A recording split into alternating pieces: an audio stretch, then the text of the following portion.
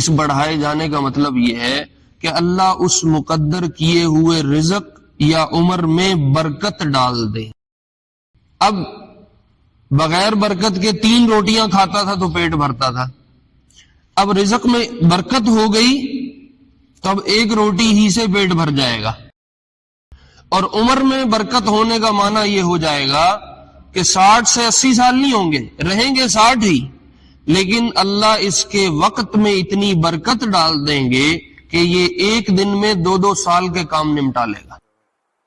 آگے ایک ڈاکٹر ایک ٹیچر کیا علم رکھتے ہیں جو اللہ علم رکھتا ہے، اس کو 1000 درجوں سے ضرب دے لو تب بھی شاید نہیں ملتا جا کے. اللہ جیسے خود لامحدود، اللہ کا علم لامحدود ہے. اللہ پیشگی یہ اطلاع رکھتے ہیں کہ اس بندے نے یہ کرنا ہے. اس اطلاع رکھنے کا یہ معنی نہیں ہے کہ اللہ نے اس بندے سے اختیاری لے لیا. تو اگر ایک دوربین والا شخص میرے مقابلے میں آدھا گھنٹہ آگے ہے تو کیا خیال ہے اللہ کا جو علم ہے وہ کسی دوربین سے کم ہے؟ ہمارے لیے استقبال کی، مستقبل کی چیزیں ہوتی ہیں، اللہ کے لیے کوئی مستقبل نہیں. ہم آدھے گھنٹے بعد کی چیز کو آدھے گھنٹے بعد دیکھیں گے، اللہ ابھی سے دیکھ رہے ہیں. تو ہیں دونوں انسان ہیں، دونوں نظر رکھتے ہیں، دونوں دماغ رکھتے ہیں، لیکن ایک آلات کی وجہ سے زیادہ رکھتا ہے نظر اور ایک آلات کے نہ ہونے کی وجہ سے کم رکھتا ہے نظر. اگر 2 بندوں میں آلات سے اتنا فرق پڑ سکتا ہے تو بندے اور اللہ کے علم کے درمیان فرق نہیں ہوگا. تو تقدیر کا معنی یہ ہے کہ اللہ آنے والے حالات کو پہلے سے جانتے ہیں. اللہ کے لیے کوئی مستقبل نہیں ہے، اللہ کے لیے ماضی بھی حال ہے، اللہ کے لیے مستقبل بھی حال ہے. تو اگر تمہیں نیک عمل کر کر کے یہ دعویٰ ہے کہ بس اب جنت تمہاری ہو چکی ہے تو آخر تک ڈرتے رہو، کوئی پتہ نہیں کوئی ایسا کام ہو جائے جو اٹھا کے کہیں اور پہنچا دے، رخ بدل جائے. اس لیے گناہگار اپنے گناہ پہ جرت نہ کرے، وہ ڈرتا رہے اور کوئی نہ کوئی نیک عمل کرنے کی کوشش کرے، ممکن اللہ جنت کا سبب بنا دے. اور نیک آدمی اپنے اعمال پہ اترائے نہیں کہ بس یہ جو میں کر رہا ہوں یہ کافی ہے، جنت میری ہو چکی ہے. آخری وقت تک ڈرتے رہنا ہے اور عمل کرتے رہنا ہے. صلى عليك الله صلواتا دائما فالعز والفوز ليس إلا فيك. پچھلے جو میں ایک حدیث شروع کی تھی عبداللہ بن مسعود رضی اللہ عنہما کی، جس میں انہوں نے انسان کے پیدائش کے جو مراحل ہیں ان کو روایت کیا تھا جو اللہ کے محبوب علیہ السلام نے بتائے ہیں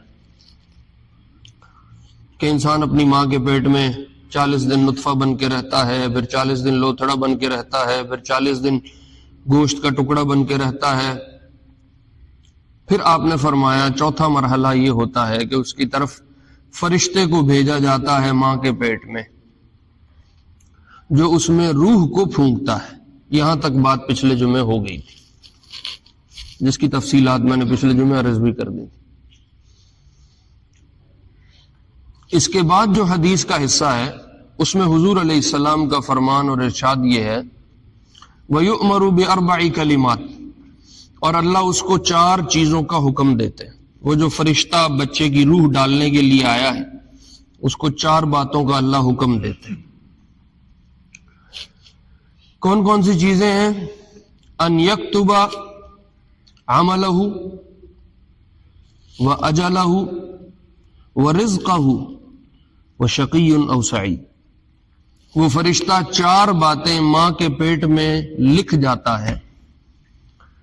یہ بچہ کتنی دیر زندہ رہے گا، یہ بچہ کتنا رزق کھائے گا، یہ بچہ کیا عمل کرے گا، اور یہ بچہ نیک بختوں میں ہوگا یا بد بختوں میں ہوگا. یہ 4 باتیں ماں کے پیٹ میں ہی طے ہو جاتی ہیں. اس کا مطلب یہ ہوا کہ جو میں نے رزق اپنی زندگی میں کھانا ہے وہ میرا لکھا ہوا ہے. مثلا 40 من 50 من گندم کھاؤں گا، مثال دے رہا ہوں، وہ 15-20 کلو چاول کھاؤں گا، مثال دے رہا ہوں، اتنے 100 گیلن پانی پیوں گا، اور جب میرا رزق کمپلیٹ ہو جائے گا، میں اپنا کھاتا کھا پی کے فارغ ہو جاؤں گا، تو اللہ مجھے واپس لے جائیں گے۔ اسی طرح میری زندگی مقدر ہو چکی ہے، 60 سال، 70 سال، 65 سال، 55 سال، کسی کو بھی نہیں پتا، وہ اللہ کو پتا۔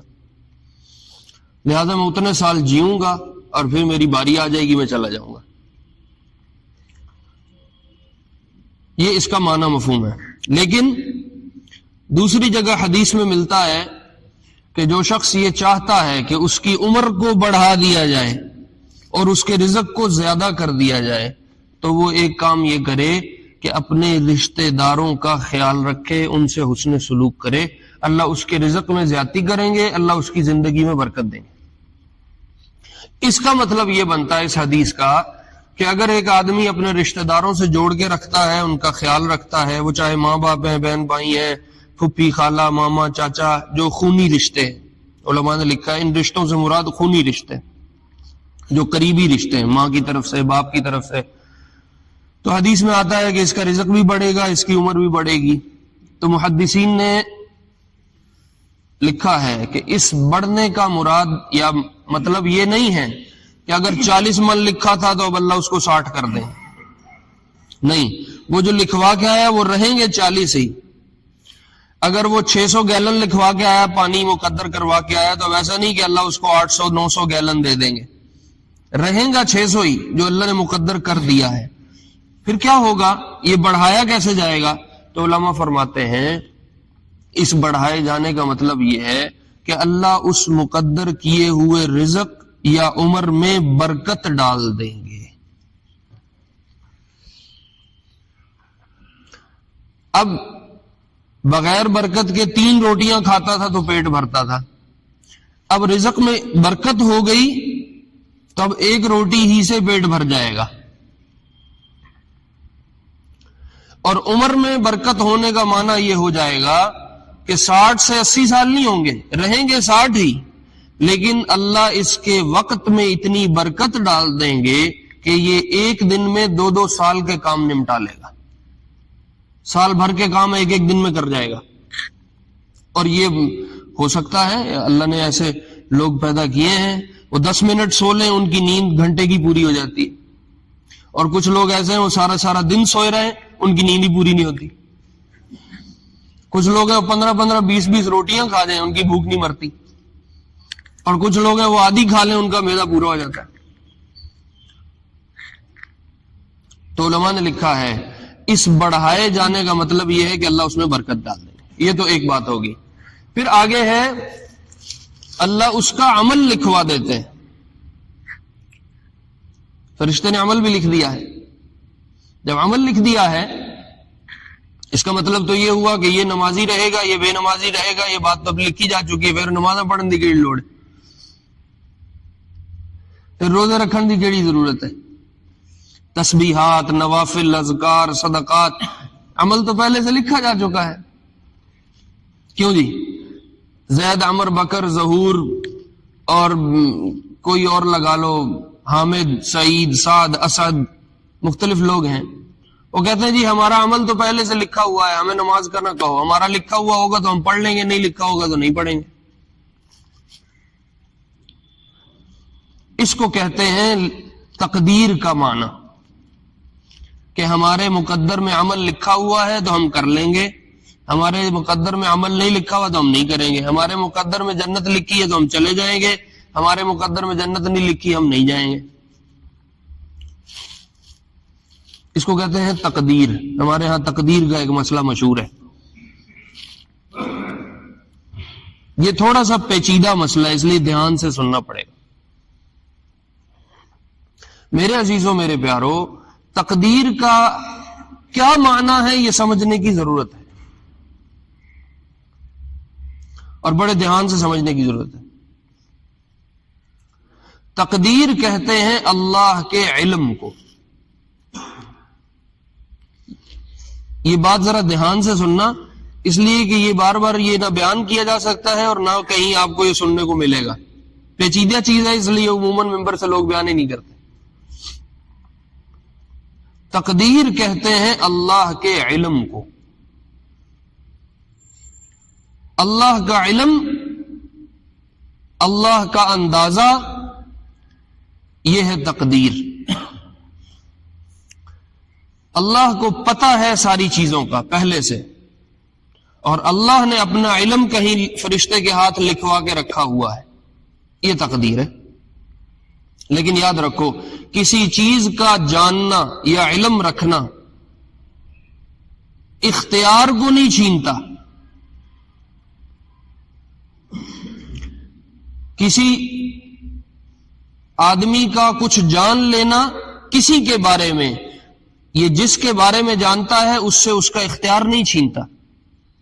آسان لفظوں میں کہو، علم کسی کا اختیار نہیں چھینا کرتا۔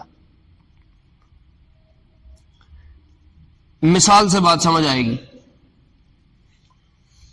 میرے 3 اسٹوڈنٹ ہیں، ایک کو جانتا ہوں کہ یہ لائق فائق بچہ ہے، پڑھائی میں قابل ہے، دھیان سے پڑھتا ہے، شغل مذاق میں وقت ضائع نہیں کرتا، اگر امتحان لیا جائے تو یہ فرسٹ آئے گا۔ ایک دوسرا بچہ ہے، وہ کچھ پڑھتا بھی ہے، کچھ کھیل کود میں بھی رہتا ہے، لیکن ذہنی طور پہ اچھا ہے، میں اس کے بارے میں جانتا ہوں کہ اگر امتحان لیا جائے تو یہ سیکنڈ آئے گا۔ اور ایک بچہ ہے، وہ کھیل کود میں ہی رہتا ہے، اس کو پڑھنے چڑھنے کی کوئی فکر نہیں ہے، اس کا یہ خیال توجہ ہی نہیں ہے۔ میں پہلے سے یہ بات بطور ٹیچر کے، بطور استاد کے جانتا ہوں کہ اگر امتحان لیا جائے تو یہ نالائق بچہ ہے، یہ بیک بینچرز میں سے ہے، یہ فیل ہو جائے گا۔ کیا میرا جان لینا اس فیل ہونے والے بچے سے محنت کرنے کے اختیار کو سلب کر رہا ہے، چھین رہا ہے؟ یا میرا یہ جان لینا، میرا یہ تجربہ کیا اس بچے کو روک رہا ہے کہ تو نے پڑھائی نہیں کرنی، اگر تو کرے گا تو پاس ہو جائے گا؟ نہیں، میرا ایک علم ہے، میں اس کے مطابق یہ رائے رکھتا ہوں، کل کو وہ اگر محنت کرے وہ پاس ہو بھی سکتا ہے۔ اس کا اختیار تھوڑی میں چھین رہا ہوں، اختیار میں نے نہیں چھینا، اختیار اسی کے پاس ہے۔ ہاں، میں جانتا ضرور ہوں، یہ میرا ایک تجربہ ہے، بطور استاد ہونے کے میرا ایک علم ہے، میں اپنی معلومات رکھتا ہوں اپنے شعبے کی۔ ایک ڈاکٹر ہے، اس کے پاس ایک مریض آیا، مثلا جگر کا مریض ہے، ڈاکٹر نے اس کو دوائی دی، کچھ پرہیز بتایا اور کہا آپ یہ استعمال کریں، آپ چند دنوں میں ٹھیک ہو جائیں گے۔ اسی بیماری کا ایک اور مریض اسی ڈاکٹر کے پاس آیا، اس کو دوا دی، پرہیز بتایا اور کہا میاں اگر پرہیز نہیں کرو گے تو 2 مہینے بعد مر جاؤ گے۔ کیا ڈاکٹر کا یہ جان لینا اس آدمی کے زندہ رہنے والے اختیار کو چھین رہا ہے؟ نہیں چھین رہا۔ اگر وہ پرہیز کرے گا وہ زندہ رہ سکتا ہے، نہیں کرے گا تو مر جائے گا۔ ڈاکٹر اپنا علم رکھتا ہے، اپنی معلومات رکھتا ہے، اپنا تجربہ رکھتا ہے، اس کے مطابق کہہ دیتا ہے۔ اب بالفرض میرے پاس کوئی ایک آدمی، مثلا میں ڈاکٹر ہوں، کوئی ظہور نامی بندہ میرے پاس آئے اور وہ آ کے مجھے کہے کہ مجھے جگر کا مسئلہ ہے، مجھے چیک کریں۔ میں نے چیک کیا، مجھے اندازہ ہو گیا کہ اس کا جگر تقریباً 80-90% کام چھوڑ چکا ہے، 10% ہے، اور ظہور اپنی طبیعت سے لگ رہا ہے کہ پرہیز مریض کوئی نہیں کرتا، تو میں ظہور سے کہہ دوں بھائی تو 2 مہینے کا مہمان ہے، اپنی تیاری کر لے، تو جانے والا ہے۔ اب 2 مہینے بعد ظہور صاحب دنیا سے چلے گئے، تو کیا ظہور کے وارث میرے پہ یہ مقدمہ کر سکتے ہیں کہ ڈاکٹر صاحب نے کہا تھا اس نے 2 مہینے بعد مر جانا، لہذا یہ مر گیا؟ وہ اپنے قصور کوتاہی سے مرا ہے، وہ پرہیز کر لیتا وہ نہ مرتا۔ اس میں ڈاکٹر کے جاننے کا کوئی کمال نہیں ہے، یہ ڈاکٹر کے جاننے نے اس کو نہیں مارا، وہ اپنے بد پرہیزی سے مرا ہے۔ ایسے ہی اللہ اپنے علم سے جانتے ہیں کہ میرا یہ بندہ 2 نمبریاں اور الٹے کام کر کر کر کر کے جہنم میں جائے گا، یہ اللہ کا علم ہے۔ لیکن اس علم نے بندے سے اختیار سلب نہیں کیا کہ تو اب جنت کی محنت ہی نہ کر، تو نے تو اب جہنم میں ہی جانا ہے۔ اگر وہ اپنی بد اعمالیوں سے جہنم میں جائے گا تو قصور اللہ کے جاننے کا نہیں ہے، قصور اس بندے کا اپنا ہے۔ جیسے وہاں قصور مریض کا ہے، ڈاکٹر کا نہیں ہے،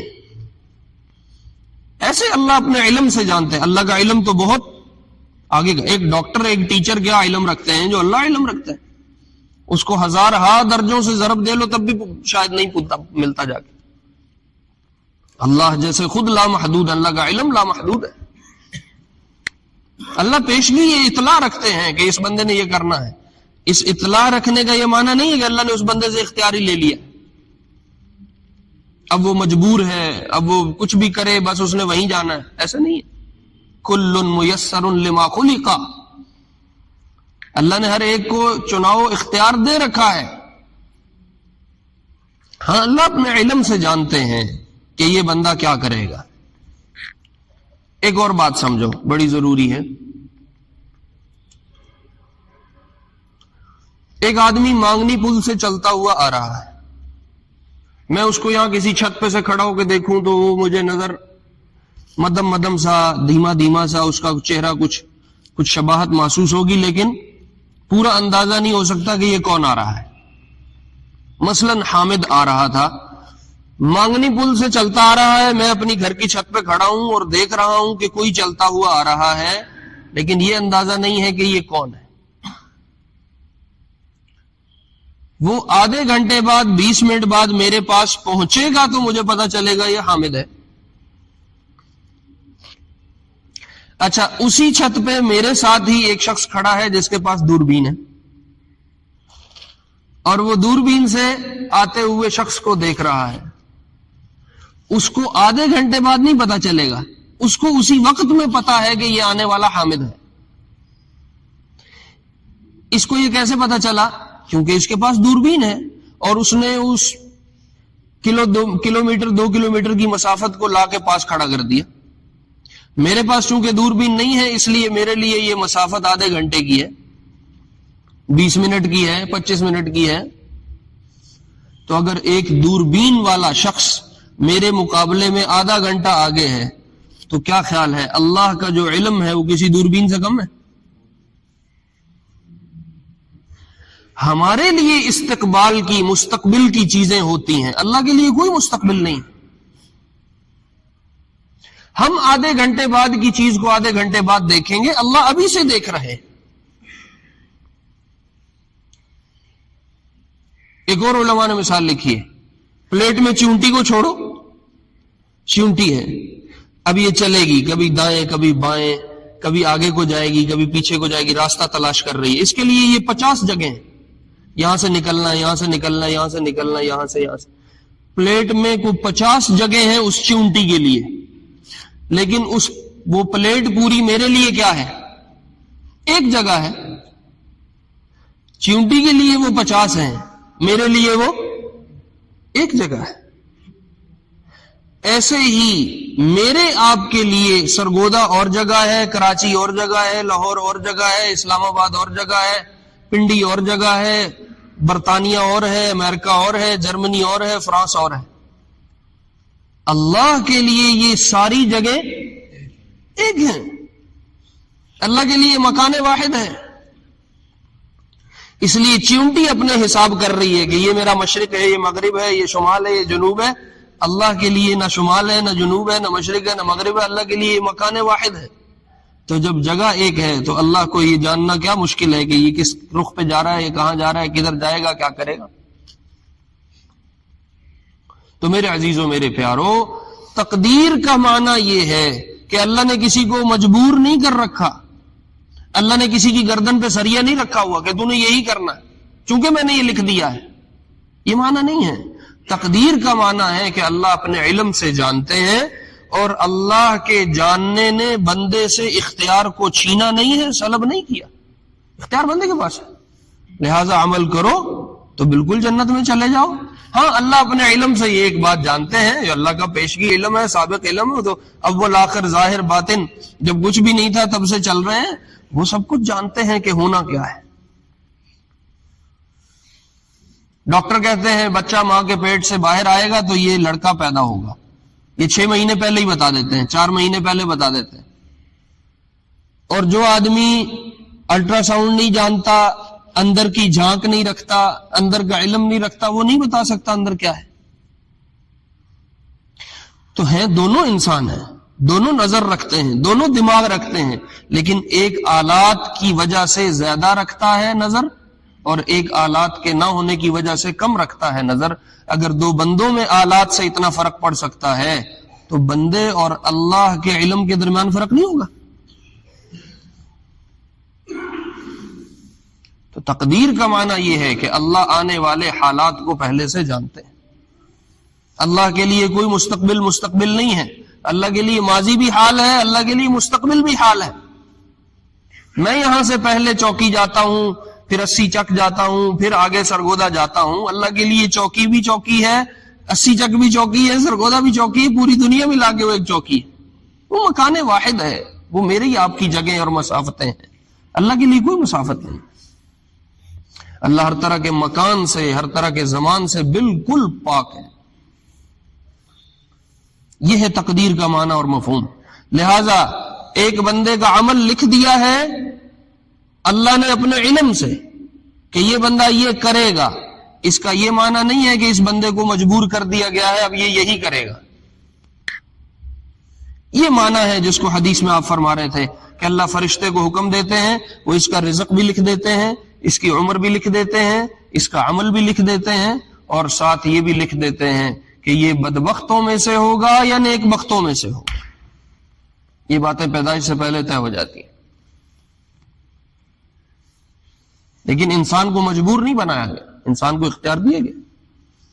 اس سے اگلی بات جو حدیث ہی کا اسی کی مزید تفصیل ہے، آپ نے فرمایا والذی لا الہ غیرہ، اس ذات کی قسم جس کے سوا کوئی عبادت کے لائق نہیں ہے، ان احدکم لیعمل بعمل اہل الجنہ، تم میں سے کوئی بندہ نیک عمل کر رہا ہے، جنتیوں والے عمل کرتا رہتا ہے، حتی ما یکون بینہ وبینہا الا ذراع، یہاں تک کہ جنت پہنچنے میں اتنی مسافت رہ گئی جتنا ایک بازو ہے۔ اس بازو کو طے کرتے ہوئے کتنا وقت لگے گا؟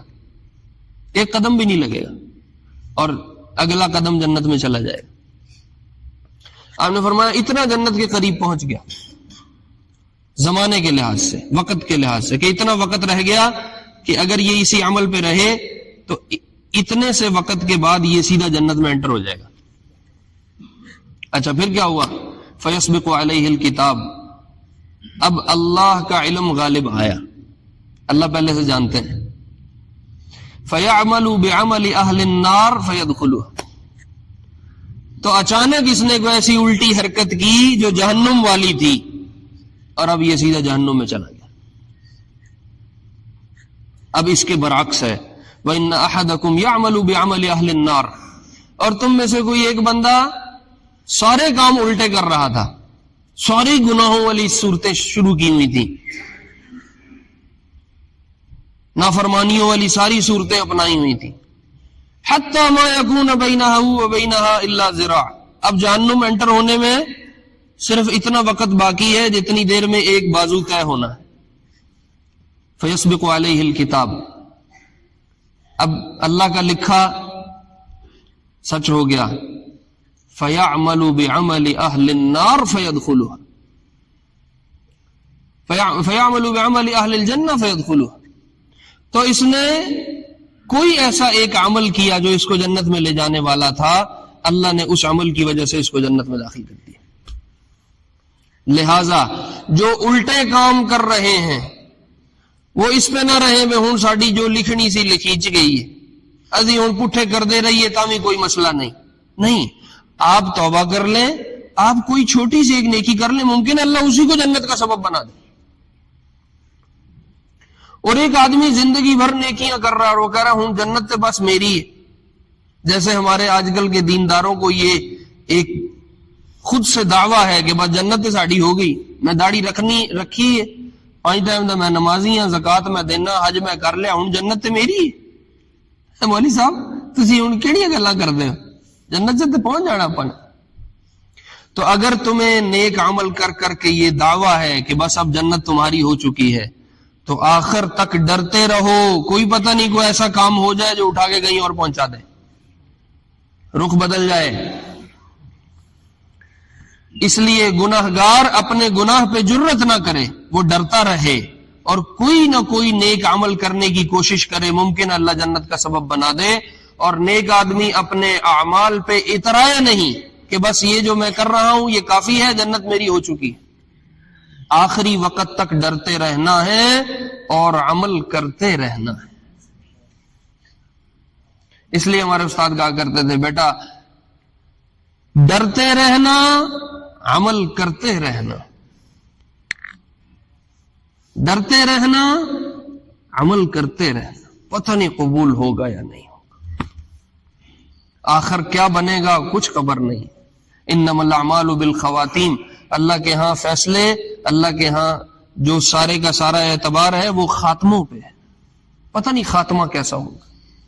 اس لیے احمد بن حنبل رحمہ اللہ، ان کے بارے میں آتا ہے کہ جب آخری وقت آیا، اللہ نے کشف فرمایا، پردے اٹھا لیے، تو انہوں نے دیکھا شیطان کو خوش ہو رہا ہے، کہہ کے لگا رہا ہے اور کہہ رہا ہے فتک یا احمد.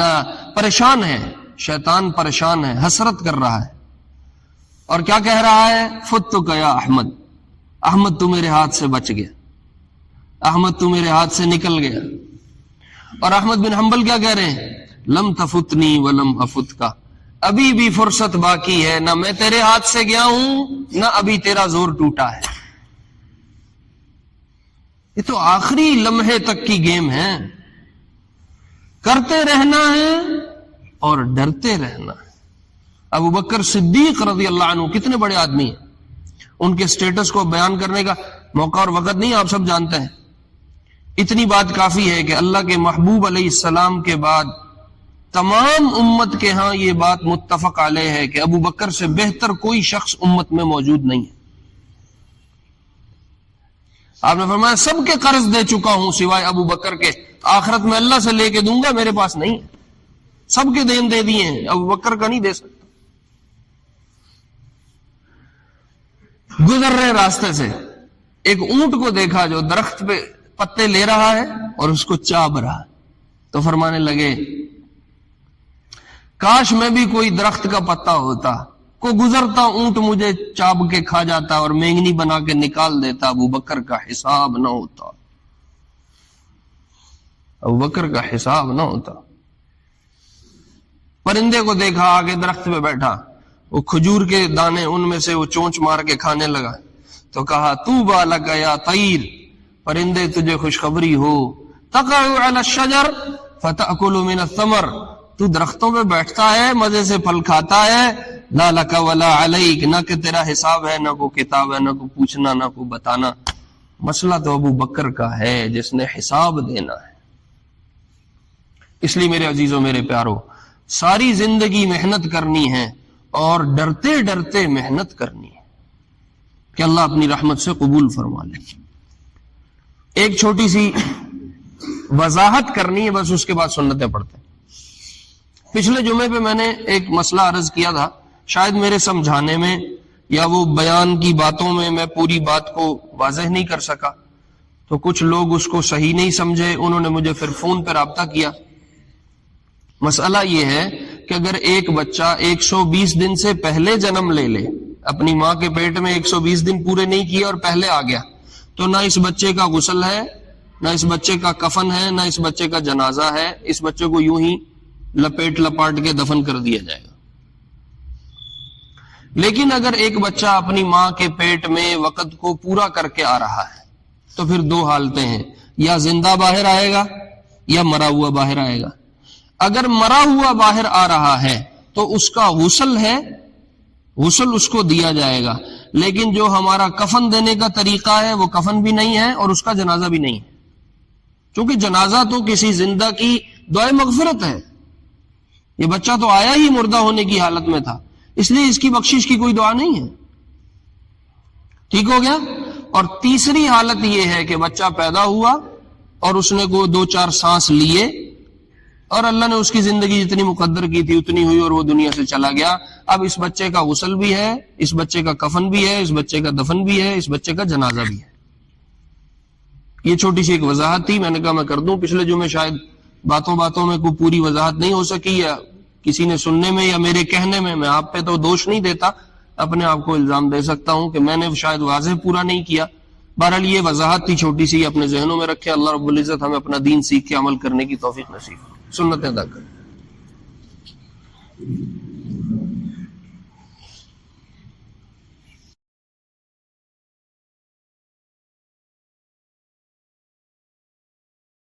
صلى عليك الله صلواتا دائما فالعز والفوز ليس إلا فيك